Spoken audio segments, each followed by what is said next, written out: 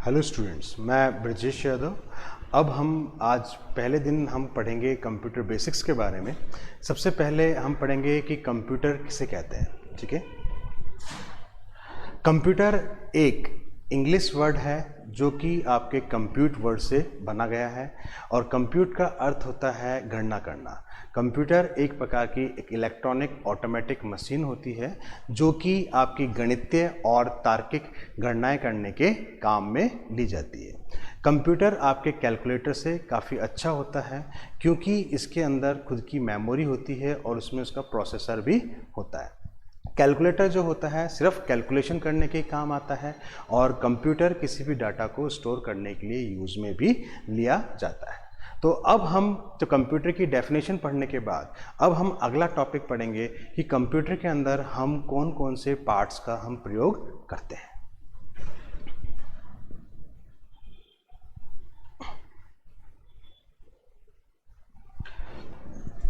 Computer के अंदर हम कई पार्ट्स का यूज़ में लेते हैं। इसके अंदर सबसे पहला आता है आपका सिस्टम यूनिट। क्या आता है आपका सिस्टम यूनिट। सिस्टम यूनिट को हम कंट्रोल यूनिट भी कहते हैं। आपका सिस्टम यूनिट जो होता है, सिस्टम यूनिट को हम सीपीयू भी कहते हैं और इसको कंप्यूटर केस भी कहते हैं। सिस्टम यूनिट जो होता है, सिस्टम यूनिट के अंदर हम कई डिवाइसेस का प्रयोग करते हैं। अगर आप देखेंगे कि आपके कंप्यूटर के अंदर एक केस होता है, जो केस होता है जो कि उसको हम आपका सिस्टम यूनिट कहते हैं। उस सिस्टम यूनिट को जब भी हम खोलेंगे तो उसके अंदर आपको कई डिवाइसेस देखने को मिलेंगे। सबसे पहला होता है बेटा उसके अंदर मदरबोर्ड। मदरबोर्ड क्या होता है? मदरबोर्ड एक प्रकार का मेन बोर्ड होता है जो कि इस प्रकार से दिखाई देता है। इसे हम मेन बोर्ड भी कहते हैं। इसे हम मेन बोर्ड इसलिए कहते हैं बेटा क्योंकि ये कंप्यूटर का मेन बोर्ड होता है। जितने भी उपकरण कंप्यूटर में जितने भी उपकरण होते हैं वे सभी उपकरण आपके इस मेन बोर्ड, इस मदरबोर्ड से कनेक्टेड होते हैं। आपको मालूम होगा कि कंप्यूटर के अंदर हम इलेक्ट्रिसिटी, कंप्यूटर आपका एक इलेक्ट्रॉनिक डिवाइस है तो उसमें इलेक्ट्रिसिटी का प्रयोग करते हैं।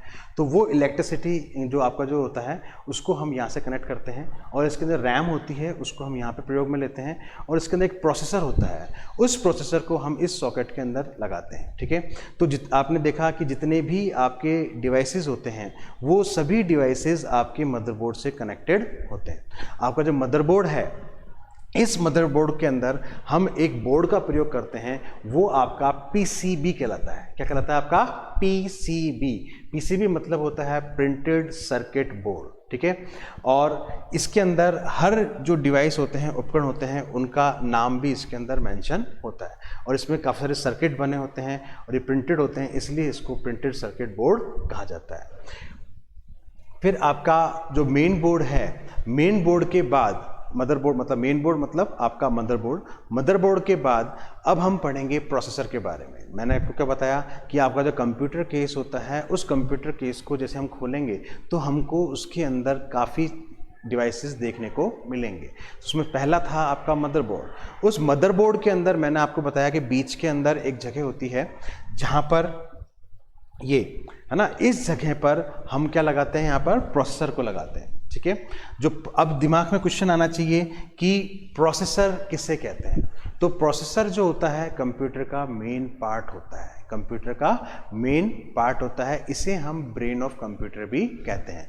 क्यों? क्योंकि जिस प्रकार से मनुष्य का मस्तिष्क होता है इसी प्रकार से कंप्यूटर का प्रोसेसर भी होता है। आपने सुना होगा कि किसी से पूछते हैं कि आपका कंप्यूटर कौन सा है, तो लोग बाग बोलते हैं i3, i5, i7।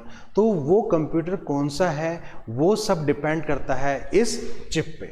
जो ये चिप होती है, ये छोटी सी चिप होती है, ये चिप उसका कंप्यूटर का प्रोसेसर होता है। ये जो प्रोसेसर होता है, इस प्रोसेसर को आप उल्टा करके देखेंगे तो इसमें से काफ़ी सारी पिनें निकलती हैं। ठीक है, और ये जो पिनें होती हैं वो आपका जो मदरबोर्ड है, इस मदरबोर्ड के सॉकेट में सेट होती हैं और इस प्रोसेसर के ऊपर हम एक फ़ैन का प्रयोग करते हैं। वो फ़ैन से क्या होता है कि आपका जो प्रोसेसर को मैंने बताया कि आपका मेन पार्ट होता है, जितनी प्रोसेसिंग का जो भी काम होता है वो सब काम आपके प्रोसेसर के द्वारा किया जाता है।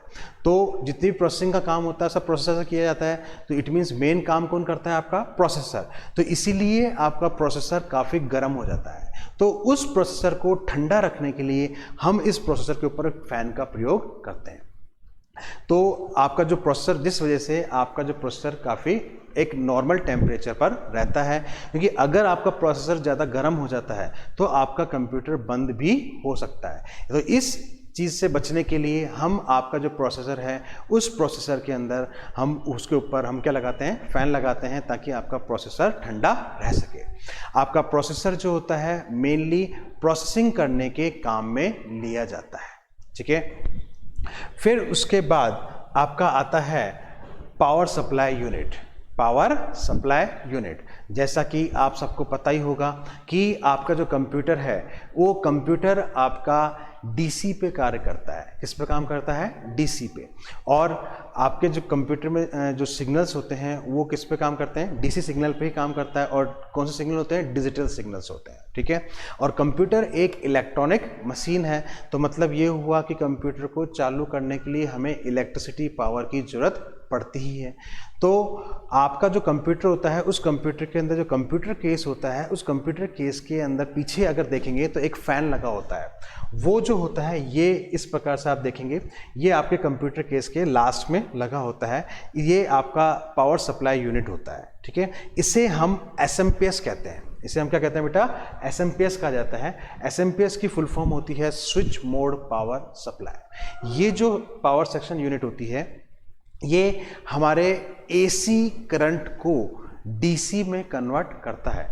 जैसे आपको पता होगा कि आपका जो कंप्यूटर जो है वो आपका डीसी पे काम करता है। किस पे काम करता है? डीसी पे काम करता है। और हमको जो इलेक्ट्रिसिटी मिलती है वो किस में आती है? आपकी एसी में। तो हमारे पास एक ऐसा उपकरण होना चाहिए जो कि एसी को डीसी में कन्वर्ट कर सके। तो एसी को डीसी में कन्वर्ट करने के लिए हम एसएमपीएस का प्रयोग करते हैं। अब आपका जो एसएमपीएस होता है उस एसएमपीएस में हम कई प्रकार के इलेक्ट्रॉनिक उपकरणों का प्रयोग करते हैं। कौन कौन से होते हैं बेटा? एक होता है आपका डायोड, इंडक्टर, कैपेसिटर और सेमीकंडक्टर। कई ऐसे आपके सेमीकंडक्टर डिवाइसेस होते हैं जिसकी मदद से हम एसी को डीसी में कन्वर्ट करते हैं। अब आपके पावर सप्लाई सेक्शन के आने के बाद आपने देखा होगा कि आपके कंप्यूटर में आपके काफ़ी सारे इनपुट डिवाइसेस लगे होते हैं। अब हमारे दिमाग में क्वेश्चन आता है कि इनपुट डिवाइस हम किसे कहते हैं? तो इनपुट डिवाइस, आपके इनपुट डिवाइसेस या इनपुट उपकरण आपके वो उपकरण होते हैं, या कह सकते हैं एक वो माध्यम होता है जिसके द्वारा हम कंप्यूटर में निर्देशों को देते हैं। तो वह माध्यम जिसके द्वारा हम कंप्यूटर में निर्देश देते हैं वो सारे क्या कहलाएंगे बेटा? आपके इनपुट डिवाइस होते हैं। कौन कौन से होते हैं? जैसे आपका माउस, जो कि एक प्रकार का आपका पॉइंटिंग इनपुट डिवाइस है। कीबोर्ड, कीबोर्ड भी एक प्रकार का टाइपिंग इनपुट डिवाइस है। Scanner, joystick, touch screen, web camera और डिजिटल कैमरा, है ना। ये टच स्क्रीन और जो डिजिटल कैमरा होता है ये आपके इनपुट आउटपुट डिवाइस भी हैं, ठीक है ना। लेकिन मेनली हम इनपुट डिवाइसेस के अंदर रखते हैं। तो इनपुट डिवाइस कौन से हो गए? इनपुट डिवाइसेस आपके वो डिवाइसेस होते हैं जिनके माध्यम से हम कंप्यूटर में निर्देश देते हैं। अब इनपुट डिवाइस के बाद अब हम पढ़ेंगे आउटपुट डिवाइस के बारे में। मतलब ये हुआ कि इनपुट डिवाइस के माध्यम से हमने कंप्यूटर को निर्देश दिए। कंप्यूटर क्या है? एक प्रकार की इलेक्ट्रॉनिक मशीन है, मतलब उसका खुद का कोई दिमाग नहीं होता है। उसे हम जो निर्देश देते हैं वो उसी की पालना करता है। इनपुट डिवाइस से हम कंप्यूटर में निर्देश देते हैं। निर्देश देने के बाद उसकी प्रोसेसिंग होती है। क्या होती है? उसकी प्रोसेसिंग होती है। प्रोसेसिंग किसके अंदर होती है? सीपीयू के अंदर होती है। प्रोसेसिंग होने के बाद जो उसका परिणाम होता है, मतलब आपने इनपुट डिवाइस से हम क्या एंटर करते हैं बेटा? डाटा को। डाटा की फिर क्या होती है? प्रोसेसिंग होती है। प्रोसेसिंग होने के बाद हमें जो फाइनल रिजल्ट मिलता है उसे हम इंफॉर्मेशन कहते हैं। और उस इंफॉर्मेशन को प्रदर्शित करने के लिए हम जिन उपकरणों का प्रयोग करते हैं वो आपके आउटपुट डिवाइस कहलाते हैं। अब आउटपुट डिवाइस आपके कई प्रकार के होते हैं। मॉनिटर है, स्पीकर है, प्रिंटर है, प्लॉटर है, प्रोजेक्टर्स हैं। तो आपके जो आउटपुट डिवाइस आपके कई प्रकार के होते हैं। अब आउटपुट को भी हम दो प्रकार से प्रदर्शित करते हैं, एक होता है आपका सॉफ्ट कॉपी और दूसरा क्या होता है आपका हार्ड कॉपी। ठीक है, अब आउटपुट डिवाइस के बाद एक लास्ट आपका बचता है कौन सा, स्टोरेज डिवाइस।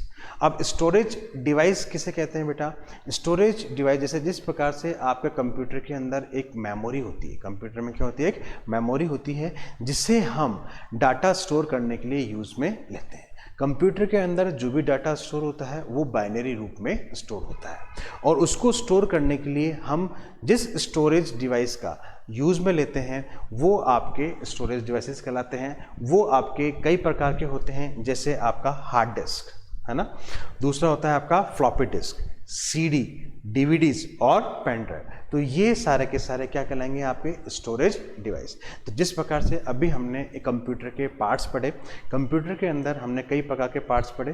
पहला हमने पढ़ा सीपीयू के बारे में, जिसे हम सिस्टम यूनिट भी कहते हैं, जो कि एक डब्बे की तरह होता है। उसको हम जैसे ही डब्बे को खोलते हैं तो उसमें हमको कई डिवाइसेस मिलते हैं। पहला है आपका मदरबोर्ड, दूसरा है आपका प्रोसेसर और एक होता है पावर सेक्शन। पावर सेक्शन जो होता है वो आपका एसएमपीएस कहलाता है। एसएमपीएस की full form switch mode power supply होती है, जो कि आपके एसी करंट को डीसी में कन्वर्ट करने के काम आता है। फिर हमने पढ़ा इनपुट डिवाइस के बारे में, जो इनपुट डिवाइस एक माध्यम हो गया जिसके द्वारा हम कंप्यूटर में निर्देश देते हैं और फिर वो निर्देश किस में जाते हैं आपके सीपीयू के अंदर। सीपीयू की उसकी प्रोसेसिंग होती है, उस प्रोसेसिंग को प्रदर्शित करने के लिए हमने पढ़ा था आउटपुट डिवाइस। उस आउटपुट को हम दो प्रकार से प्रदर्शित करते हैं, सॉफ्ट कॉपी और हार्ड कॉपी। ठीक है, और उस आउटपुट को भी स्टोर करने के लिए हम स्टोरेज डिवाइसेस का प्रयोग करते हैं। वो आपके स्टोरेज डिवाइस कौन कौन से थे बेटा, hard disk, CD, DVD, pen drive, floppy disk, ये सारे स्टोरेज डिवाइसेस होते हैं जो कि हमारे कंप्यूटर के डाटा को स्टोर करने के लिए यूज़ में लिया जाता है। तो अभी हमने कंप्यूटर के पार्ट्स के बारे में पढ़ा और अब हम अगले वीडियो में कोई एक नया टॉपिक लेंगे। धन्यवाद।